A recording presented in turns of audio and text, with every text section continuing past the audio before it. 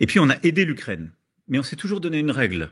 Aider l'Ukraine à résister, mais nous ne sommes pas... Et si un homme seul pouvait précipiter la chute d'un pays tout entier, il y a des décisions qui ne pardonnent pas, des choix politiques qui ont des conséquences irréversibles.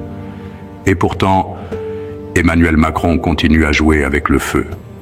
Aujourd'hui, on ne parle pas de politique comme tout le monde. On va analyser comment la psychologie sociale et les lois du pouvoir expliquent pourquoi Macron risque de tout détruire.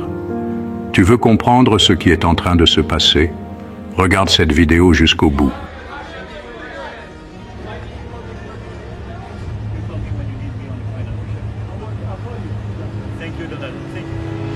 Premièrement, la surestimation de soi, Macron et son complexe de supériorité. Macron n'est pas juste un président. Il se voit comme un stratège, un maître du jeu, celui qui va imposer sa vision coûte que coûte. Mais en psychologie sociale, on connaît ce piège, la surestimation de soi. Plus un leader se croit invincible, plus il prend des décisions risquées. Plus il est persuadé d'avoir raison, plus il ignore les signaux d'alerte. Macron est persuadé qu'il contrôle la situation, mais en réalité, il pousse la France dans une impasse. Deuxièmement, l'Ukraine, la guerre qui peut coûter cher à la France.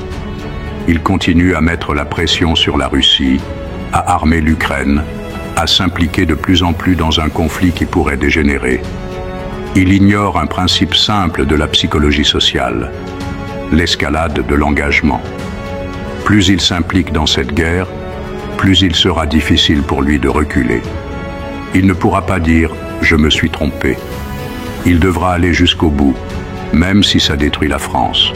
Pendant ce temps, les Français subissent l'inflation, la crise énergétique et l'instabilité.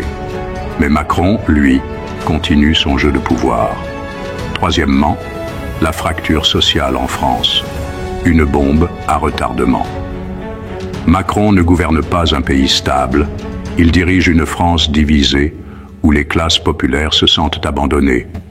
Les gilets jaunes, une révolte qui pourrait revenir, la réforme des retraites, une preuve que le peuple n'a plus confiance, les émeutes et tensions sociales, un signal d'alarme qu'il ignore. Et pourtant, il continue à appuyer là où ça fait mal. En psychologie sociale, on sait qu'un leader qui ne comprend pas son peuple finit toujours par être rejeté. Honte à la France, honte à Macron, honte à ce gouvernement qui nous écrase. Quatrièmement, l'aveuglement du pouvoir. Macron est-il trop sûr de lui? Ce n'est pas la première fois qu'un homme au sommet pense être intouchable.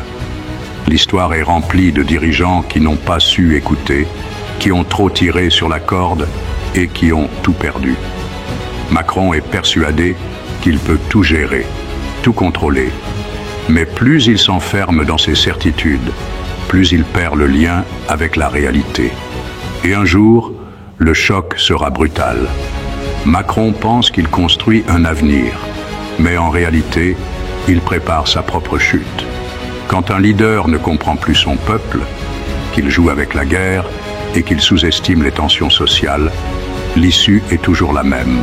Le pouvoir finit par s'effondrer. La question, ce n'est pas si ça va arriver, mais quand. Alors nous ferons face.